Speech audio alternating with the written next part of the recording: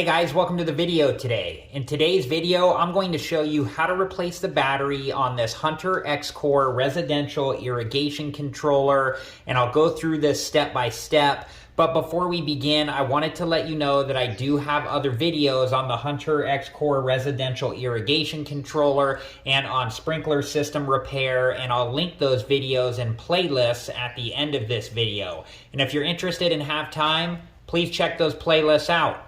And make sure that you're wearing the proper safety equipment. I have on a pair of nitrile gloves and safety goggles, and make sure that you take all safety precautions. And make sure that you refer to the Hunter X-Core owner's manual and programming instructions for all the specifics on this process. We do need to unplug the Hunter X-Core residential irrigation controller before we begin, and by doing this we are going to lose the date and time, so that will have to be reset. I do have a video showing how to do that, and that will be in the playlist that I link at the end of this video. And there's a possibility that you may lose some of your other settings, so make sure to write down all of this information just in case. Okay, so now I'm going to unplug the Hunter X-Core residential irrigation controller from the wall, and we'll move on to the next step. And after you unplug the Hunter X-Core residential irrigation controller, it should be flashing no AC and then eventually go to a blank screen. Okay, so the next thing that we're going to do is to remove the bottom cover, and we're going to do that by putting a little bit of pressure on the sides of the bottom cover and then gently sliding it downwards until it comes off like so. Okay, this is where the battery compartment cover is, and it's held in place by a screw, and so I'm going to use a small Phillips head screwdriver to remove this screw, and then I'll be back when I'm done. Okay, and then once you have the screw removed, you can put a little bit of pressure on the battery compartment cover and then slide it downwards until it comes out like so.